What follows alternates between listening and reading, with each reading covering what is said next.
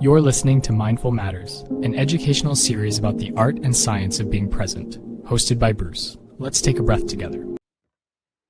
Welcome back to Mindful Matters. Excuse me. Being mindful matters. All right, I want to be mindful on a subject that that I see. Um, it's very sad. It's called coercive control.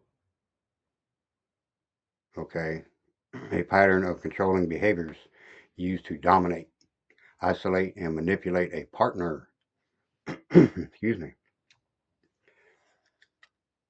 With constant criticism and controlling your finances, jealousy and possessiveness, restricting freedom.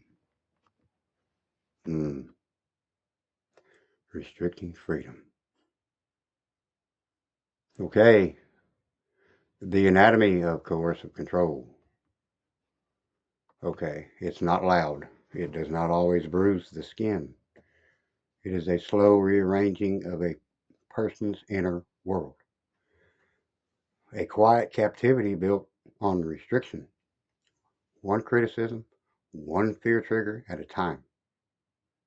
It is the kind of abuse that rewires the nervous system long before the victim realizes their freedom has been taken.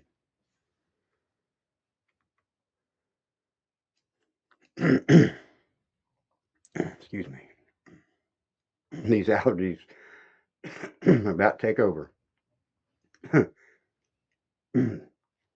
The strategy of domination. Okay, coercive control is a pattern, not an event. It is a system of behaviors designed to shrink a person's choices until they believe they have none. The abuser removes support systems.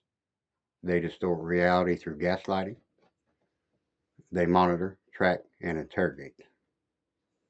Okay, they punish independence and reward compliance. Okay, this is not about anger. It's about ownership. Ownership. Someone trying to own you. The physiology of entrapment. Okay, the victims often appear stuck, but the truth is deeper.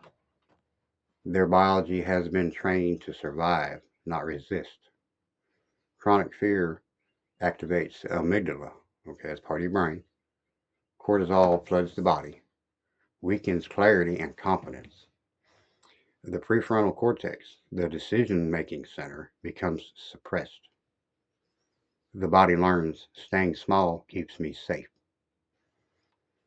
This is why victims don't just leave. Their nervous system has been conditioned to stay. That's fact. And the tools of control. Coercive control uses predictable tactics, or isolation, cutting off friends, family, and outside influence. Financial control, limiting access to money or resources. Emotional manipulation, guilt, shame, or gaslighting.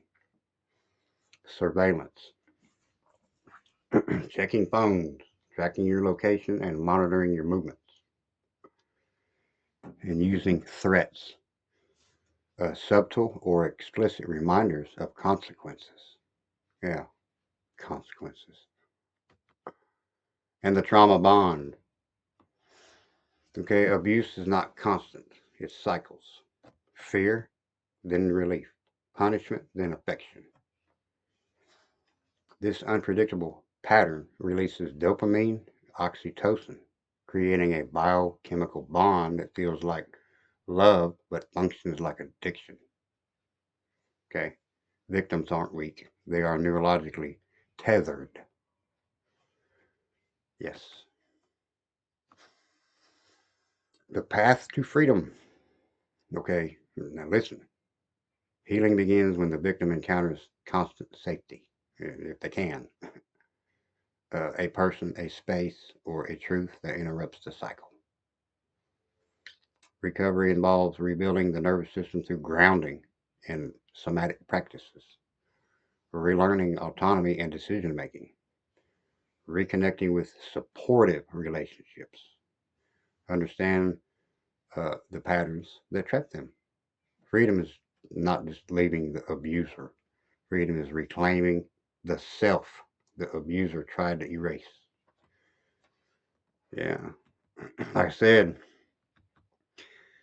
I know a situation, maybe two, maybe, but as far as I'm going to go with that. But I see, but uh, you have to be mindful. If you think you're under coercive control, I mean, you should see things that just aren't right. So, and if you are, or you know someone, either help yourself out of the situation or help them out of it, because that can only get worse. So, I want everybody to have a good day, stay safe, peaceful.